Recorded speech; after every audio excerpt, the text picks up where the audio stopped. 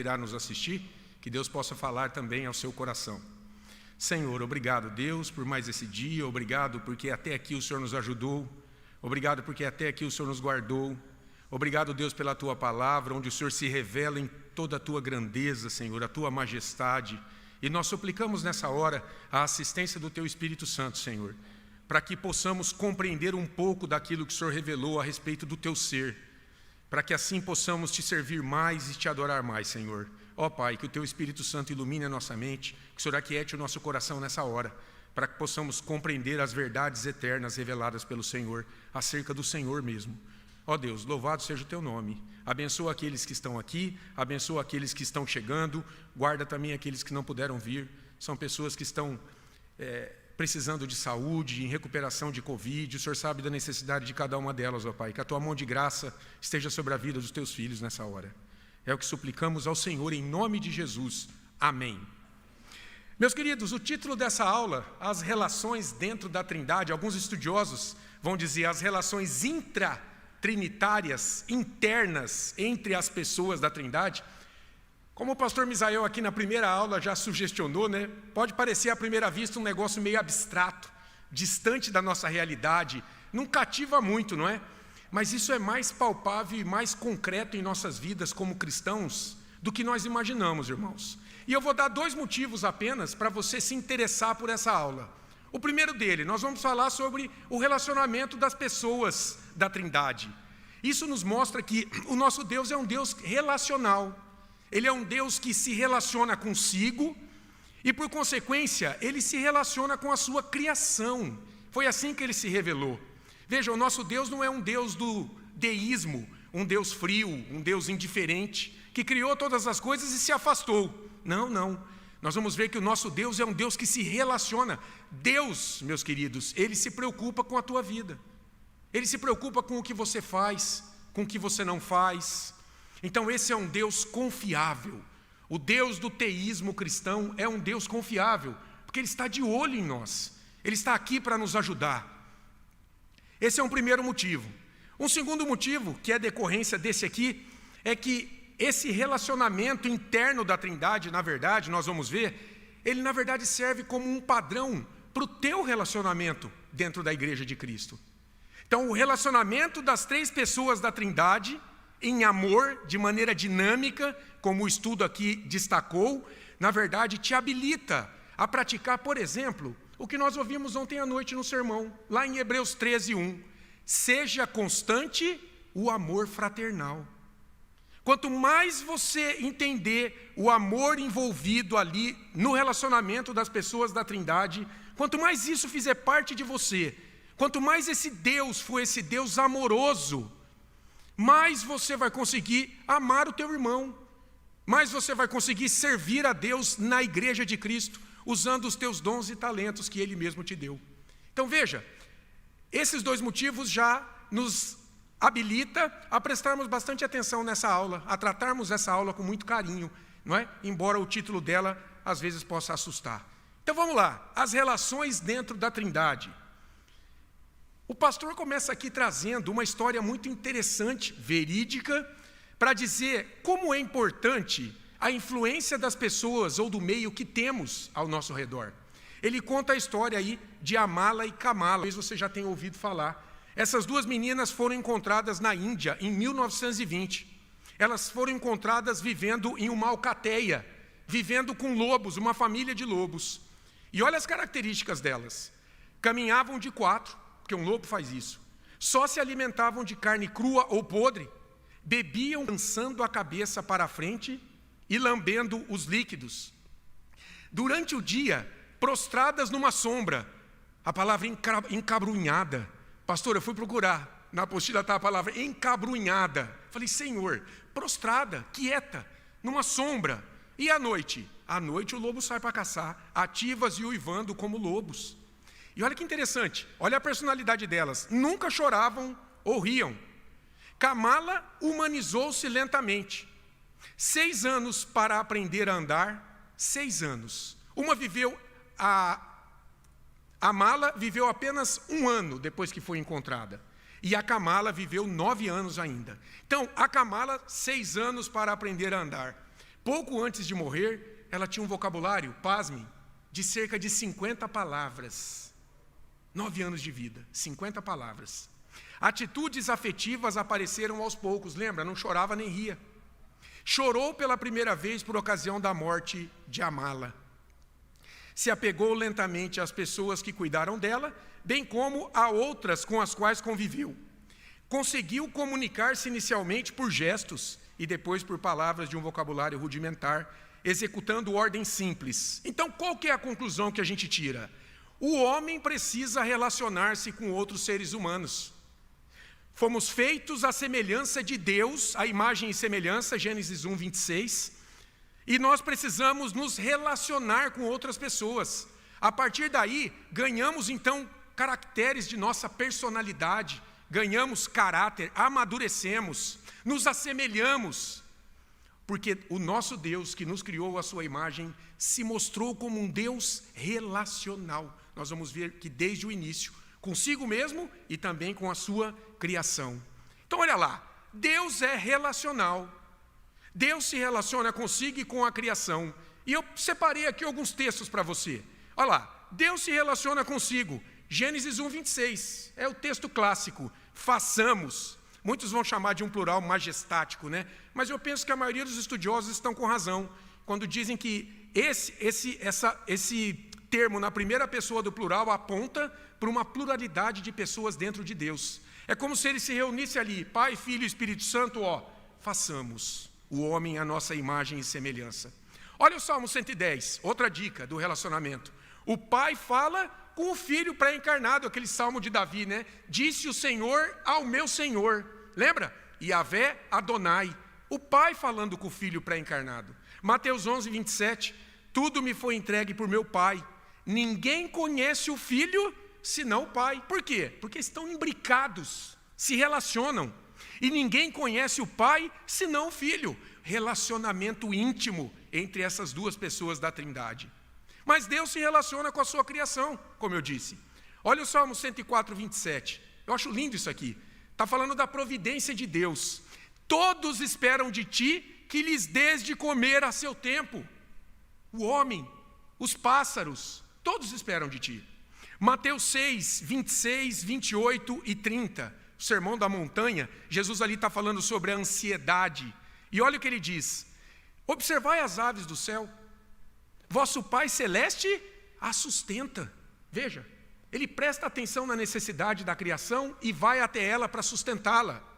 Considerai agora como crescem os lírios do campo. Deus veste assim a erva do campo. É Deus que faz isso com os lírios do campo. Deus se relaciona, Ele está prestando atenção nas necessidades da sua criação. E no livro dos Juízes, eu acho interessante, não é? Porque o livro dos Juízes toda hora fala assim, e o Espírito do Senhor veio sobre determinado juiz, e ele libertou o povo. O Espírito ali é o Ruach. Lembra aquele vento impetuoso, aquele vento forte? O Espírito, então, Ruach, de Yahvé, vem sobre os juízes para livrar o povo. Veja, Deus cuidando da sua criação. Gênesis 3:9, e chamou o Senhor Deus ao homem e lhe perguntou, onde estás? Você consegue ver a graça de Deus aí? Logo depois do pecado, Deus podia ter abandonado tudo, mas Ele vai até o homem e pergunta, onde estás? Muitos estudiosos vão destacar aí a graça de Deus já. Olha só, antes mesmo de Gênesis 3:15. A graça de Deus já está sendo mostrada aqui. João 14, 23, respondeu Jesus, se alguém me ama, olha esse texto, guardará a minha palavra, e meu Pai o amará. Olha o link do amor a Jesus com o amor ao Pai. E viremos quem? Eu e o Pai, para Ele e faremos nele morada. Eu acho incrível esse texto, foi Jesus Cristo que disse isso.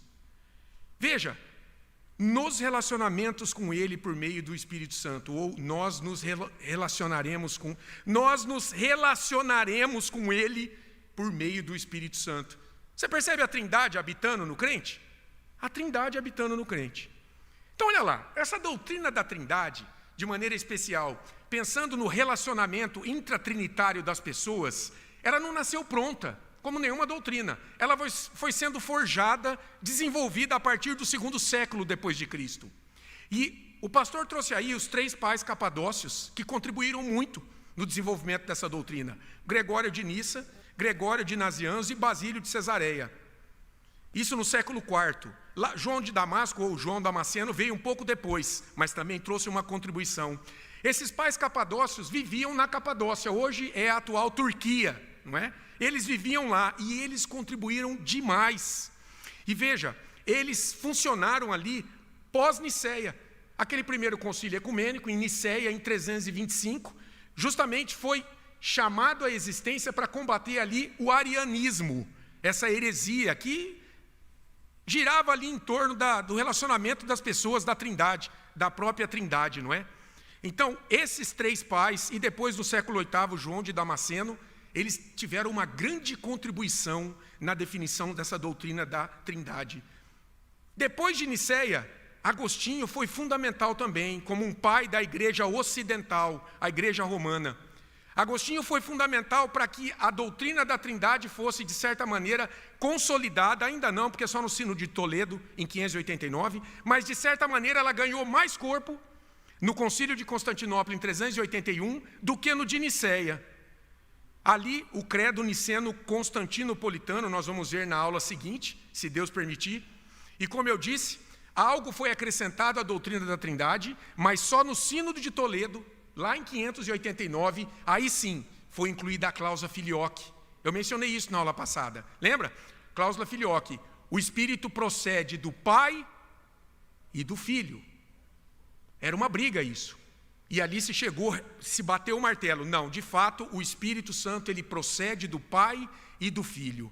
Isso aí, meus irmãos, só para vocês terem uma ideia, gerou um cisma em 1054, que até hoje na Igreja Católica não houve reconciliação. Então você tem a Igreja Ortodoxa, lá a Igreja Grega, e você tem a Igreja Católica Apostólica Romana. E elas se dividiram em 1054, um dos motivos fortes foi justamente essa cláusula filioque.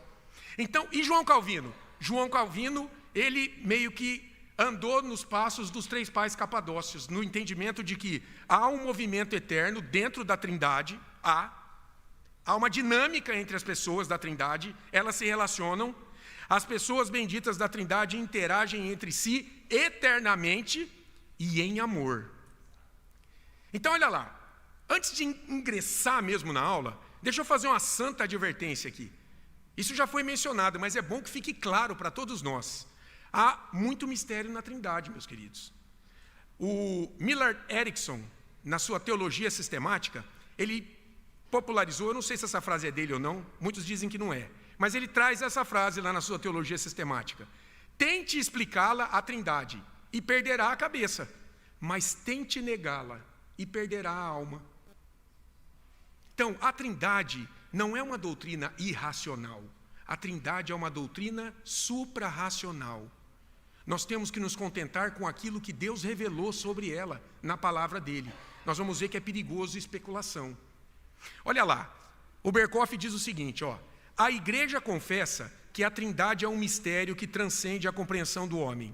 Agora presta atenção, é o tema da aula. A real dificuldade está na relação em que as pessoas da divindade estão com a essência divina, se relacionam, estão relacionadas com a essência divina e uma com as outras. É o tema da aula. O relacionamento intratrinitário. Veja o que o Berkoff está dizendo. É uma dificuldade pensar sobre isso.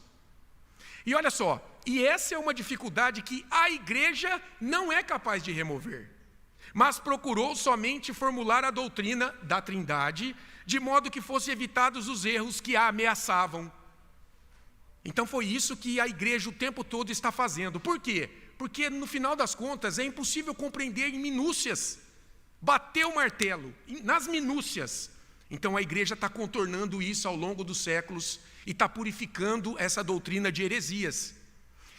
Pensar sobre, isso aqui é meu, tá? Pensar sobre o relacionamento intratrinitário requer invadir a eternidade, meus caros, que por definição escapa à nossa temporal compreensão da realidade. Olha lá Isaías 40, 28. Não se pode esquadrinhar o seu entendimento. Isaías 40 é o texto clássico sobre a majestade de Deus. Olha Romanos 11, 33. Ó profundidade da riqueza, tanto da sabedoria como do conhecimento de Deus, a Trindade. Quão insondáveis são os seus juízos e quão inescrutáveis os seus caminhos. Meus queridos, as heresias que surgiram ao longo dos séculos, eu só trouxe algumas aí, o sabelianismo ou o modalismo e o arianismo, elas são fruto justamente de especulação sobre a Trindade.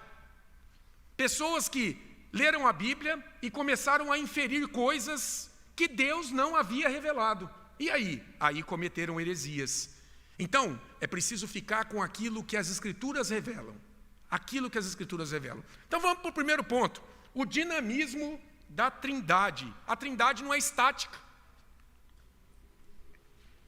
Ela é dinâmica.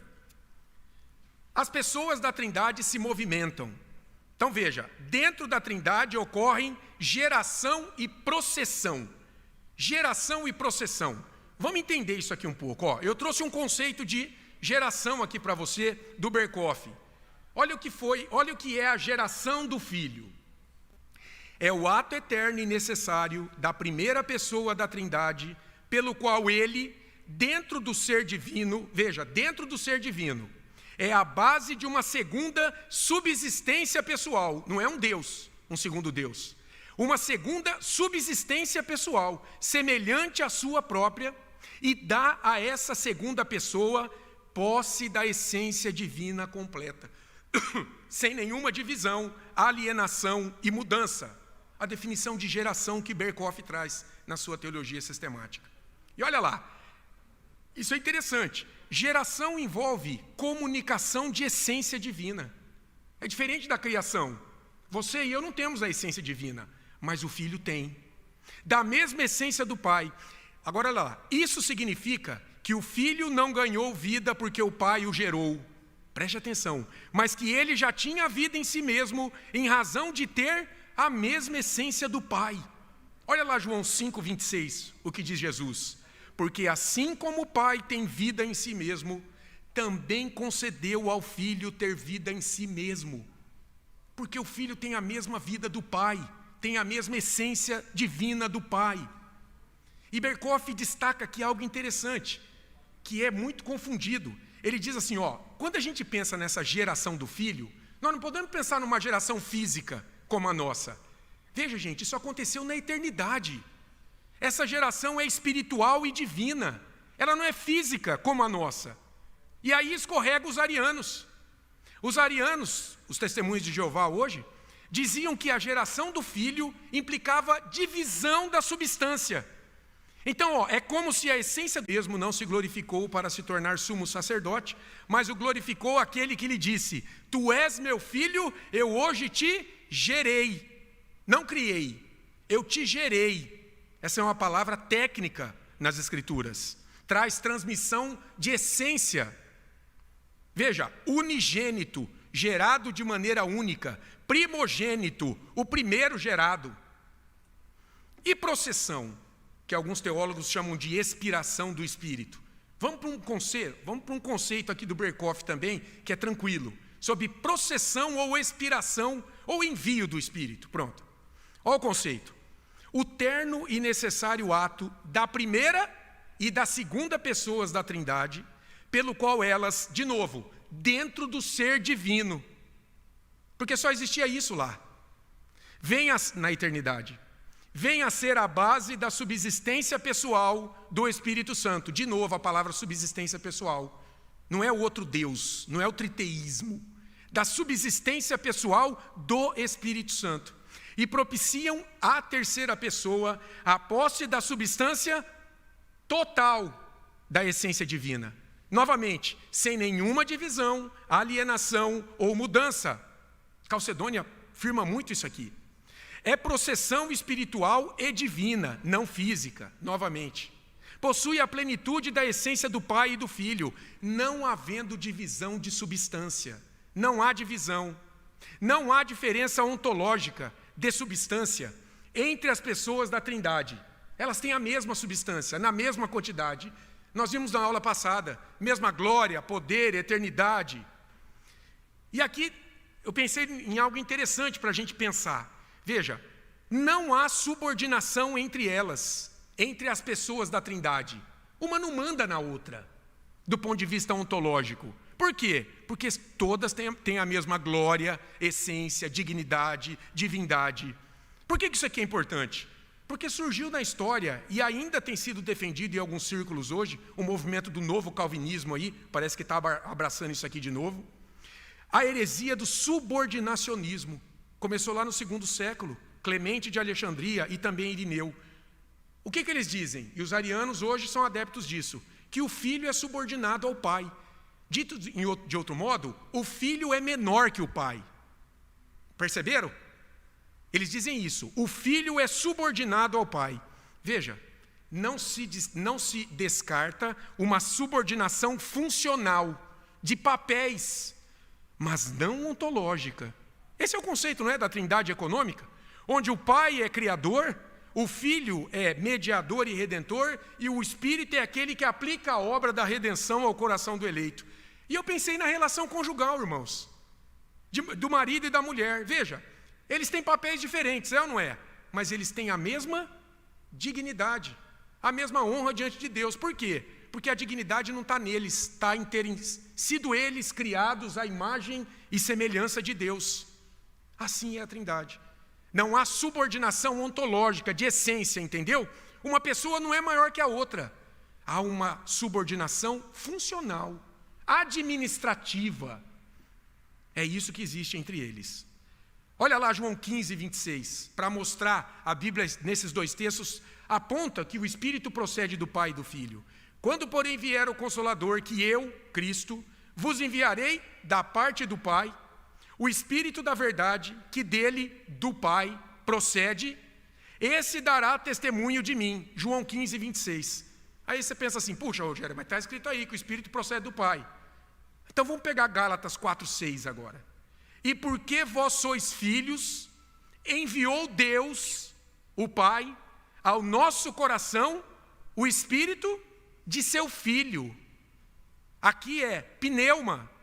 O Espírito Santo está sendo identificado como o Espírito do Filho de Deus. Por quê? Porque tem a mesma essência, pertence a Ele. Nós vamos ver que as pessoas da Trindade, elas estão imbricadas uma na outra. Por isso que a doutrina da Trindade é um mistério em muitos sentidos. Elas são diferentes nas funções, mas têm a mesma identidade, são consubstanciais, que clama a Abba Pai. Então, é o texto de Romanos 8, 9, né? Onde Paulo chama o Espírito de Deus, de Espírito de Cristo, e fala do Espírito Santo. Por que Paulo age assim? Porque a doutrina da Trindade está ali na cabeça dele. A identidade de essências, embora pessoas diferentes, está ali na cabeça de Paulo.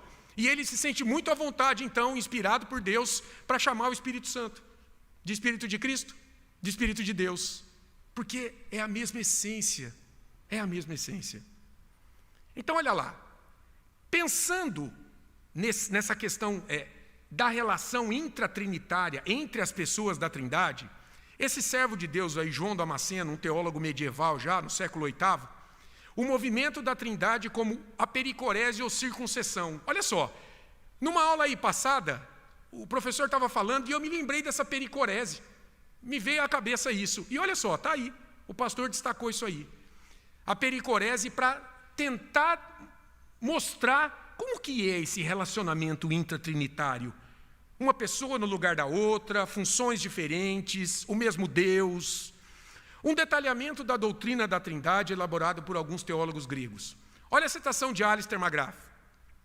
A Trindade pode ser compreendida como uma comunidade do ser, no qual cada pessoa, apesar de manter sua identidade distinta, sua funcionalidade, abrange as outras. Olha o Espírito de Deus, o Espírito de Cristo e o Espírito Santo. Abrange as outras, assim como é por elas abrangida. Uma está sobre a outra, uma está sobreposta sobre a outra. João Damasceno ilustrou esta múltipla ou essa mútua relação por meio de uma analogia, utilizando o termo pericorese, pericoreses em grego, circuncessio em latim. Olha lá que legal, o pastor separou aqui para a gente entender. São 3 palavras aqui no grego, 3 radicais, melhor dizendo. Peri, ao redor.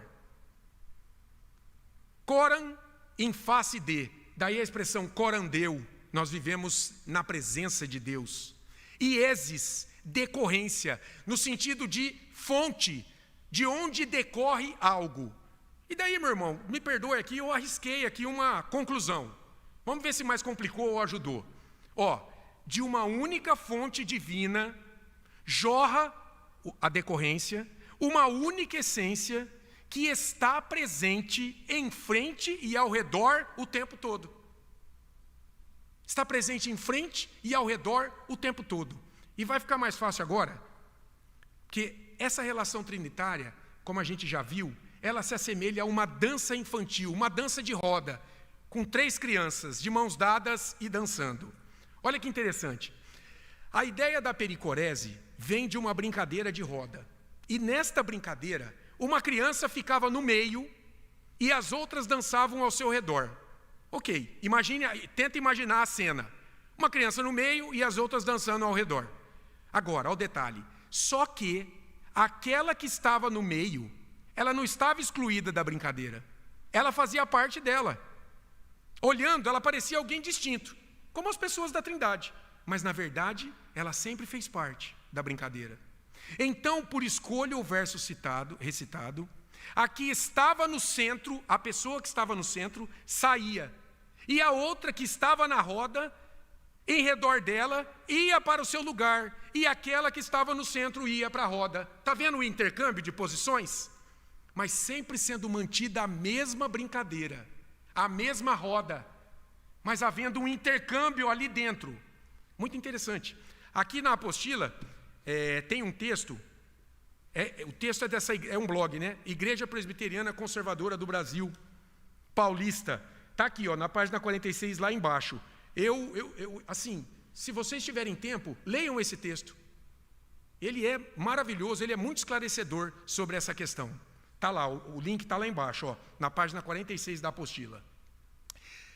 Então, qual que é a conclusão dessa brincadeira de roda? Muito simples. Na divindade, tudo é compartilhado e mutuamente trocado, como nessa ciranda aí.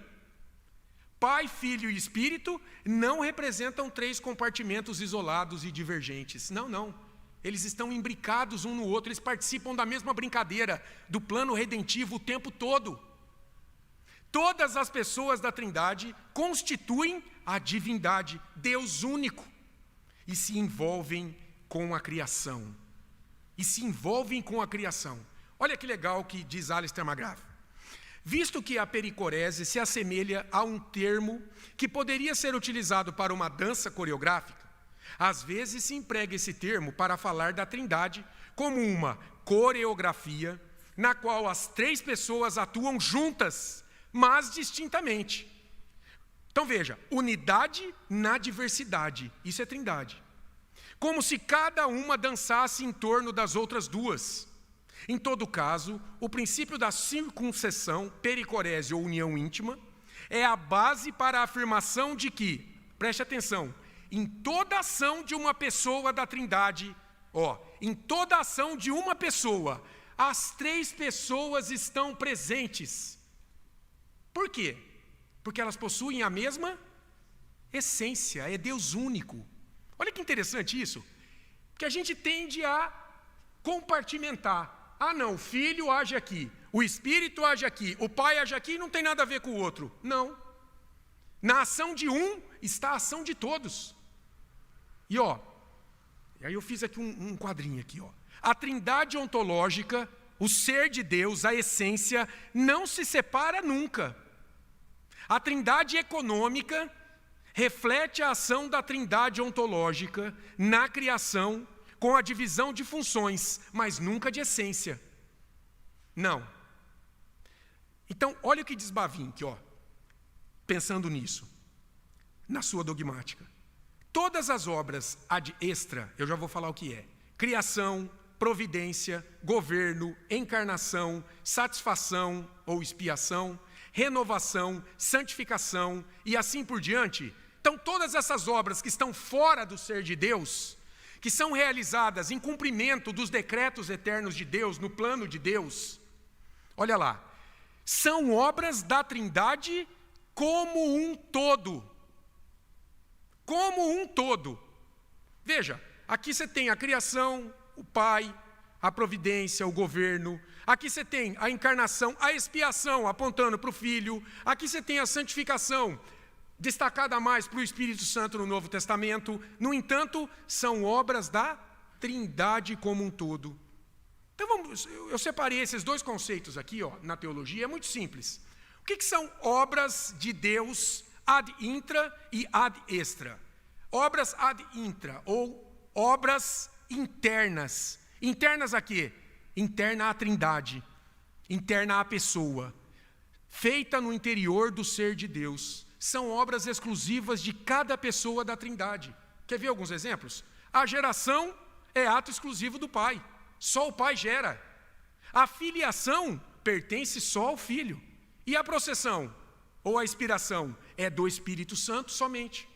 Obras ad intra, exclusiva de cada uma das pessoas. Mas há as obras ad extra, atividades pelas quais a Trindade se manifesta exteriormente, na vida real, no cumprimento do plano redentivo, na administração de todas as coisas. Aí você tem a criação, a providência, o governo e aquelas outras lá que o Berkoff citou em cima. Encarnação, satisfação, renovação e santificação. Estão externa a cada uma das pessoas. E arremata aí o Berkoff, nunca essas obras, que obras? As externas, as obras ad extra. Nunca essas obras se devem exclusivamente a uma das pessoas. Mesmo a ad extra. Não se deve exclusivamente a uma das pessoas, mas sempre são obras do ser divino completo. Esse é o ponto da pericorese. E aí, eu arrisquei novamente tirar uma conclusão aqui. Me corrijam se eu errei. Olha só. Então, podemos arriscar dizer que a noção de trindade econômica, que trabalha com obra ad extra, é relativa. Porque nunca uma só pessoa estará agindo sozinha no desempenho de sua função dentro do plano redentivo, mas em cooperação com as demais.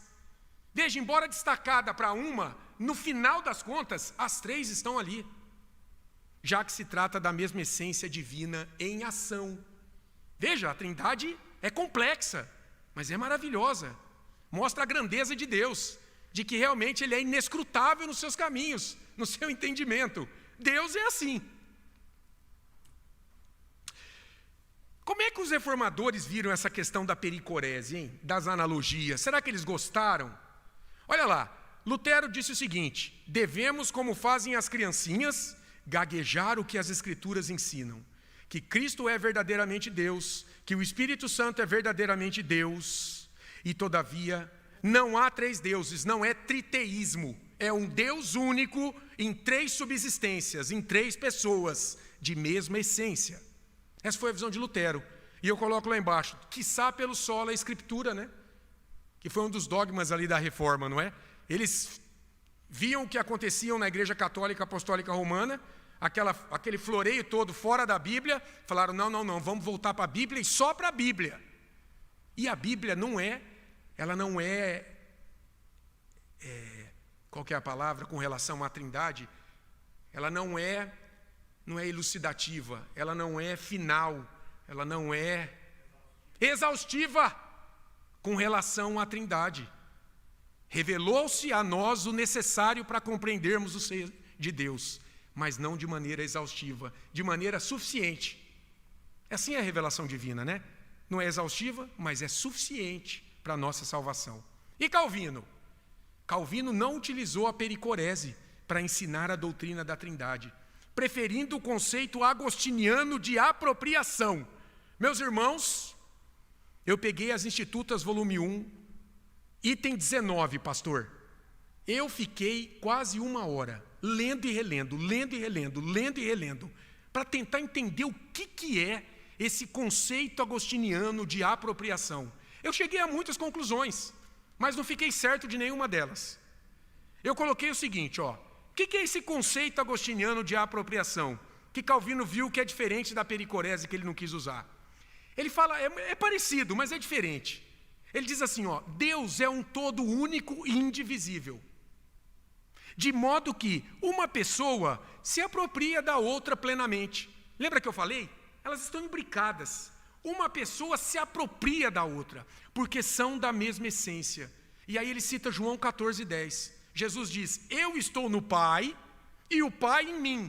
Jesus não está anulando ali a pessoalidade deles. Ele está dizendo que eles são da mesma essência, não é? João 10:30, eu e o Pai somos um. É a mesma essência. Parece que, de modo geral, quem olha para a pericorese, olha mais para as obras ad extra delas, das pessoas, olha mais para uma atividade externa da Trindade. E quem olha para a doutrina da apropriação aqui de Agostinho, está olhando mais para o ser de Deus, como o ser age dentro, de maneira intratrinitária, no ser, na essência. Eu estou no Pai e o Pai em mim.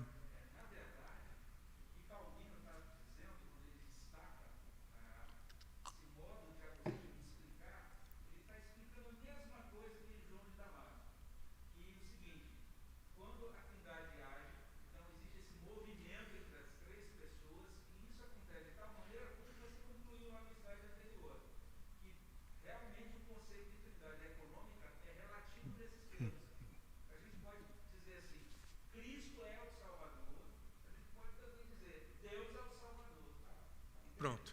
E o que ele faz é explicar a mesma coisa, só que ele usa o conceito de apropriação de Agostinho. A grande questão dos reformadores é que eles tinham grande dificuldade, eles evitavam, eles consideravam inadequado usar analogias.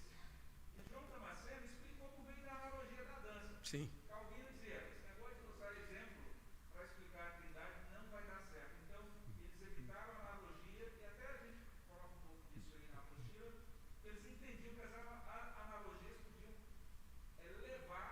conduzir a igreja para entendimentos que depois gerariam deturpações. Como o conceito de pericorese gerou deturpação hoje, que é o conceito de dança litúrgica. Algumas pessoas hoje defendem a dança litúrgica baseada na doutrina de pericorese de João Damasceno. Você tem uma ideia? Olha que perigo. Se Deus dança, então também nós podemos dançar. Você vê, foi uma analogia, não está dizendo que Deus dança. Essa nunca foi a intenção de João Damasceno, Sim. mas é por isso que os Sim. reformadores disseram, vamos evitar. Inclusive Calvino ele abre esse capítulo aí justamente dizendo isso. Olha, a analogia é perigosa porque nenhuma analogia dá conta de explicar a Trindade. Nenhuma analogia. Na aula passada, o morro, o sol, Sim. por mais que ajude, Isso mesmo. você vê que tem uma limitação. Sim. Então, olha lá, de modo geral, os teólogos da Reforma Protestante do século XVI explicaram a Trindade sem usar analogias. E, novamente, aí, quiçá pelo sola Escritura, não é? E conclui, uma vez que no ser de Deus tudo ecoa eternamente, e, ao mesmo tempo, Deus opera na história, há um movimento eterno na Trindade, no sentido que Deus Pai gera Deus Filho eternamente, e o Espírito Santo procede eternamente de Deus Pai e Deus Filho. A inter-relação mútua entre as pessoas e o movimento contínuo da Trindade asseguram o cumprimento do propósito soberano de Deus na história. É isso. Primeiro ponto, então, a questão da dinâmica da Trindade. Alguma pergunta? Algum comentário? Ficou claro? Ok. O segundo ponto destacado aqui é a natureza desse relacionamento. É em amor. O modelo relacional da Trindade passa pelo amor. Na Trindade há unidade na diversidade, em amor. Olha que interessante. A gente não é acostumado a pensar nessas coisas. É por isso que um curso desse é fundamental. Ele nos leva a pensar nisso. Deus nunca se sentiu só. Não. Antes da criação do cosmos, havia amizade e comunicação entre as três pessoas divinas. E eu coloquei aí, ó, isso aqui é meu, tá? Se o homem foi criado com a capacidade de amar e se relacionar em amor, é porque a imagem de Deus foi impressa nele, irmãos. Olha só, o texto de Gênesis 1, 26. Façamos o homem à nossa imagem. Opa, então olhando para o homem, nós vamos conseguir captar algo, traços da imagem de Deus. É como o raio de sol. Você olha para o raio, O sol é muito maior, mas você vê um raio e você consegue entender um pouco o sol. Gênesis 1, 26. Agora olha o 2, 18. Disse mais o Senhor Deus: não é bom que o homem esteja só. Por que Deus chegou nessa conclusão? Porque Deus não estava só. Porque Deus experimentava a comunhão, Pai, Filho e Espírito Santo. Ele olha para aquele que é sua imagem e reproduz e replica o padrão eterno. Não é bom que o homem esteja só, porque eu não vivo só. Agora, Gênesis 2, 24. Por isso, deixa o homem pai e mãe e se une à sua mulher, tornando-se os dois uma só carne. Por quê que Deus fez isso? Tornando-se os dois uma só carne. De onde veio isso? Eu falo depois. Veio da natureza de Deus, da mesma essência, um Deus único em 3 pessoas, na eternidade. A gente não para pensar nisso, né? De onde veio essa ideia? Tornando-se os dois uma só carne. Por que Deus decidiu fazer assim? Porque Deus funciona assim. Entenderam? Olha só. Agostinho falou algo muito legal. Olha como ele cunhou o Espírito Santo.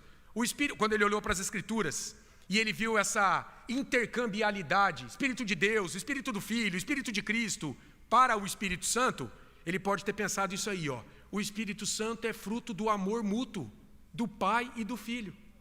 É fruto do amor mútuo. Olha o amor do Pai e do Filho. Esse Ricardo de São Vítor disse: uma trindade social na qual o relacionamento das pessoas seria paradigmático, um modelo ao da sociedade humana na Terra. Eu abri a aula falando sobre isso, né? Por que essa aula é interessante? Porque, de certa maneira, esse relacionamento intratrinitário é um modelo para você como crente na Igreja de Cristo. É um padrão para você se relacionar com os teus irmãos. Hebreus 13, 1. Seja constante o amor fraternal. O Novo Testamento faz algumas afirmações sobre esse amor das pessoas, da Trindade. O amor do Pai pelo Filho, está lá em Mateus 3,17. Vamos ler pelo menos um. É o batismo, né? Mateus 3,17. E eis uma voz dos céus que dizia: este é o meu Filho amado. Pronto. O Espírito Santo como fonte e agente de amor e de unidade. Efésios 4:3. Olha que texto precioso. Efésios 4:3. Esforçando-vos diligentemente por preservar a unidade do Espírito no vínculo da paz. Todos nós fomos batizados no mesmo Espírito. Nós somos um, como corpo de Cristo, pelo mesmo Espírito, a unidade. Colossenses 1:8, texto precioso também da palavra de Deus, o qual também nos relatou o vosso amor no Espírito. O vosso amor no Espírito. Gálatas 5, 22, 23. Gálatas 5, 22, 23. Mas o fruto do Espírito, e aí vai falar da fonte, é o amor. O primeiro é o amor. A Bíblia diz que Deus é amor, texto conhecido, 1 João 4:8. Deus é amor. O Marcon Orton diz assim: Deus ama de maneira absoluta e sem compulsão pelo objeto do seu amor. É diferente da gente, né? É o amor ágape. Deus ama de maneira absoluta e sem compulsão pelo objeto do seu amor, em liberdade perfeita. Por conta do amor dele, de Deus, nós somos feitos seus filhos e também orientados para amar. 1 João 3:1. Esse é importante. Olha quanta coisa a Bíblia revela sobre o amor da Trindade.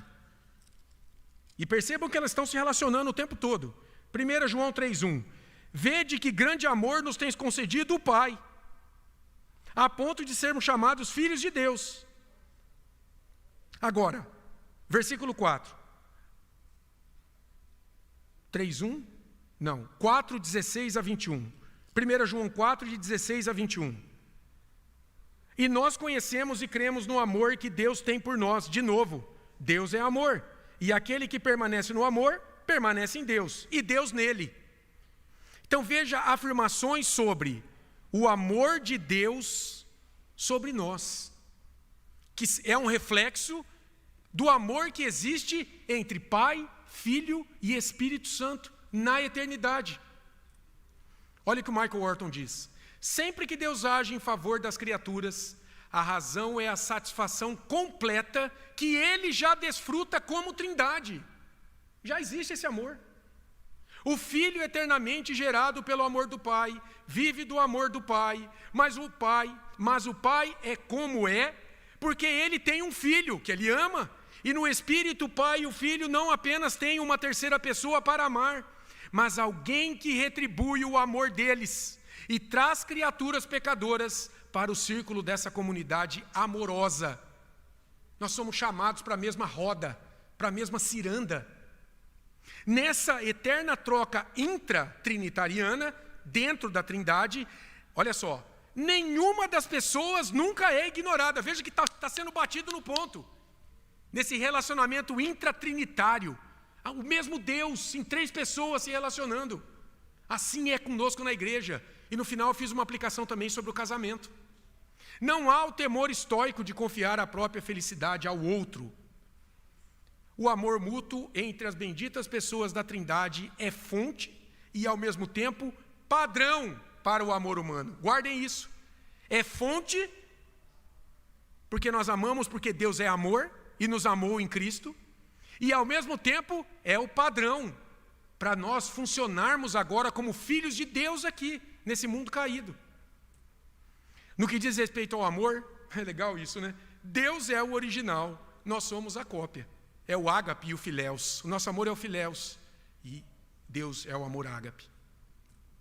Agora, olha lá. 2 aplicações finais aqui.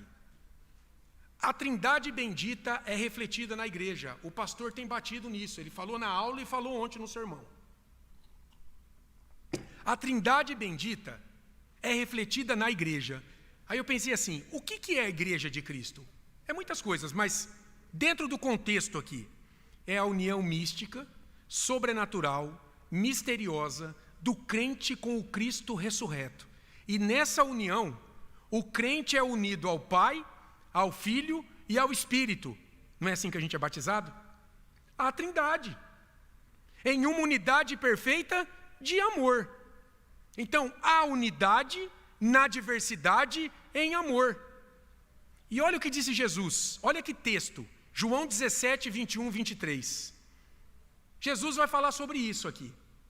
Nós somos um com a Trindade, a fim de que todos sejam um.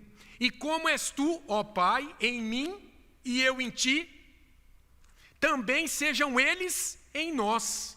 E aí eu destaco, o crente é a habitação da Trindade. Para que o mundo creia que tu me enviaste. Eu lhes tenho transmitido a glória que me tens dado, para que sejam um. Agora, como nós o somos, eu neles e tu em mim. Vocês estão acompanhando? Eu neles, esses que você me deu, e tu em mim. Para quê? A fim de que sejam aperfeiçoados na unidade, para que o mundo conheça que tu me enviaste e os amaste, como também amaste a mim. Que coisa maravilhosa, irmãos. Somos um com Cristo, para que, a fim de que o amor com que me amaste esteja neles. O amor do Pai pelo Filho está agora nos crentes, nos cristãos, nos discípulos, nesses que foram chamados para entrar na roda, nessa ciranda com o Senhor. O amor do Pai pelo Filho habita no crente, e eu neles esteja. É o versículo seguinte, João 17, 26. Que coisa maravilhosa, então. Esse amor intratrinitário, este relacionamento intratrinitário é refletido na igreja, em mim e em você, como membros do corpo do Filho, membros do corpo de Cristo. Que coisa maravilhosa, é ou não é? Você parou para pensar nisso já? Você é a habitação da Trindade divina. Isso não é pouca coisa. Isso tem que nos levar a sermos mais responsáveis na igreja de Cristo, testemunhando da igreja, do reino de Deus, lá fora também. E também na luta contra o pecado, meu irmão. Porque quando você está pecando, não esquece disso não, a Trindade está presente com você. A Trindade está ali. Isso vai nos servir para refrear o pecado em nós, para lutar e para abandonar o pecado, dada a seriedade da coisa. E por fim, olha só, o casamento aponta para a Trindade. Olha que interessante. Gênesis 2:24, é o que eu disse. Os dois serão uma só carne. 1 Coríntios 7:4, Paulo vai falar de corpos dos cônjuges que se pertencem um ao outro. Corpos que se pertencem. O corpo da minha esposa é meu, o meu corpo é dela. E os nossos corpos são para a glória do Senhor dentro do casamento. Se você é solteiro, o teu corpo é para a glória do Senhor. E Efésios 5:22-33, o texto clássico, não é? Que Paulo ali fala, em linhas gerais, que o amor entre os cônjuges, no final das contas, revela o amor de Cristo pela igreja. O amor entre os cônjuges revela o amor de Cristo pela igreja. É a tônica de Cantares também. Agora, como eu disse para vocês, olha lá, você já parou para pensar qual o sentido de Deus criar homem e mulher, duas pessoas, e uni-los em matrimônio, dizendo que agora são uma só carne, se o próprio Deus não funcionasse em essência desse modo? Você já parou para pensar? De onde essa ideia? Vocês serão uma só carne. Gênesis 1:26 responde: façamos o homem à nossa imagem. É porque Deus é assim, é um Deus único, é uma única essência eterna, que funciona em mais de uma pessoa, mas é uma única essência eterna. A relação, aí isso aqui também é conclusão minha, me perdoem se há algo aqui errado. A relação matrimonial que faz duas pessoas caminharem como uma só alma, foi tirada da imagem do próprio Criador, que sendo Deus único, caminha diante dos homens como três pessoas de mesma essência, a ponto de podermos dizer que se o homem e a mulher se pertencem na relação matrimonial, e sendo assim, agindo um, é como se o outro agisse, o mesmo se dá com as pessoas da Trindade, por se pertencerem em vista de sua consubstancialidade. É assim que funciona. Você vê o casamento refletindo, espelhando a relação trinitária. Que coisa linda isso.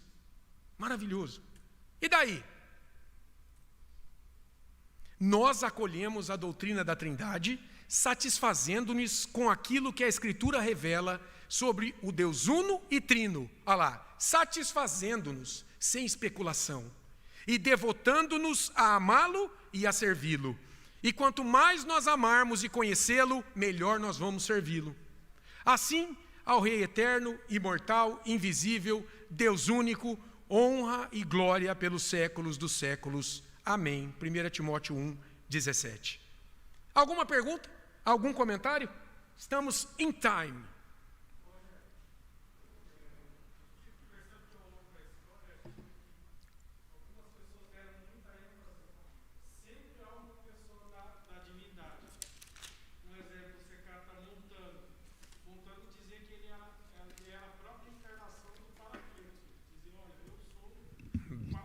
E eu vou escolher aqui o que serve e o que não serve na Bíblia. Aí a gente vai olhar para os... Obrigado, Gustavo. A gente olha para os quakers. Os quakers davam muita ênfase à pessoa do Espírito Santo também. Iluminação. E a gente vai ver que os anabatistas também tinham essa ênfase. Essa veia teológica. Olha, é negócio... Tanto é que o próprio Bavinck, ele vai fazer uma crítica, ele vai falar o seguinte, olha... Vai chegar um tempo em que esses vão dizer, olha, nós não precisamos mais das Escrituras. Hoje nós só necessitamos do Espírito. O próprio Bavinck vai... E a gente vê que, até mesmo no século XXI, a gente vê que algumas igrejas ainda têm essa A gente pode arriscar dizer que é quase a pegada dos pentecostais, né? É quase a pegada dos pentecostais. Deixa a Bíblia ali, não precisa estudar não. Vem Espírito e fala. Né? Mas é isso mesmo, Francisco. Mais alguma coisa? Renato.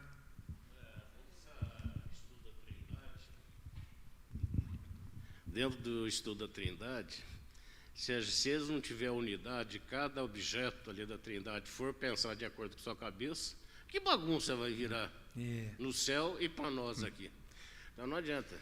A Trindade fala a mesma língua.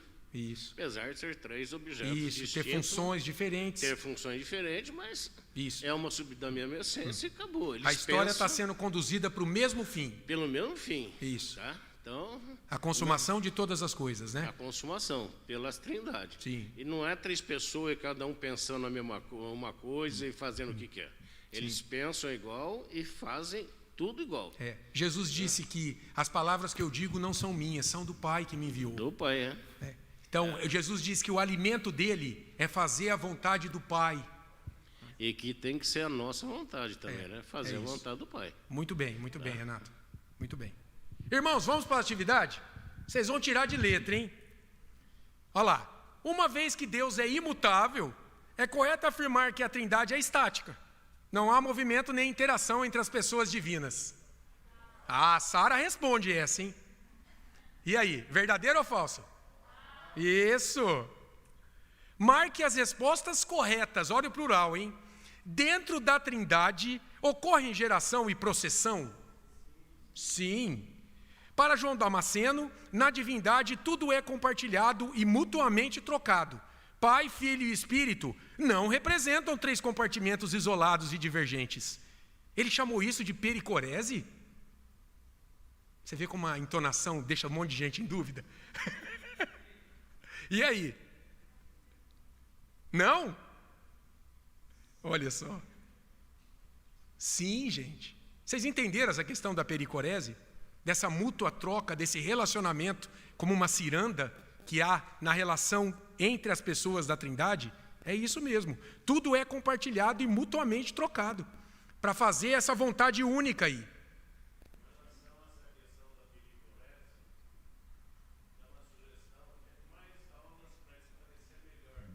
Pode ser.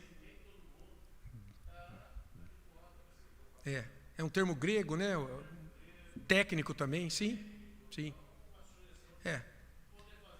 Sim. Pode ser que nas próximas aulas a gente vá retomando isso. Já foi falado no passado e agora a gente está retomando de maneira mais específica. É verdade. Os teólogos da Reforma Protestante se esforçaram para explicar a Trindade usando muitas ilustrações e analogias. Não, muito bem.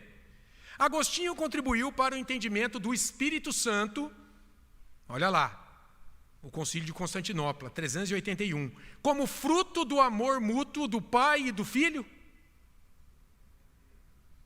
E aí? O pastor e o Robson não vale. Verdadeiro, irmãos. E por fim, o amor mútuo entre as pessoas da Trindade não contribui para a compreensão e prática do amor humano. Muito bem, gostei da firmeza. Entenderam bem isso é importante. É isso. Então, era essa a aula. Eu espero que, na medida do possível, tenha ficado claro. É claro que dúvidas sempre existirão, porque realmente há questões teológicas aqui, que um seminarista fica lá vários anos estudando no seminário, e a gente aqui num curso introdutório sobre nada menos que a Trindade, a gente não vai esgotar o tema. Mas, como o pastor sempre está dizendo, há muitas anotações de livros, de blogs, para você ir atrás, para você se inteirar mais. Então, se você ficou com dúvida, por exemplo, sobre a pericorese, você pode ir lá, naquele blog que eu citei, da página 46, lá tem um bom esclarecimento sobre a pericorese. Entra lá amanhã naquele link lá na sua casa, você vai ver que está bem explicadinho lá, tá bom? Mas eu creio que o objetivo foi atingido, né? Pelo menos uma noção introdutória. E isso faz com que a gente seja mais preparado para servir esse Deus, que é Deus amoroso e que se relaciona conosco também. Amém? Vamos orar?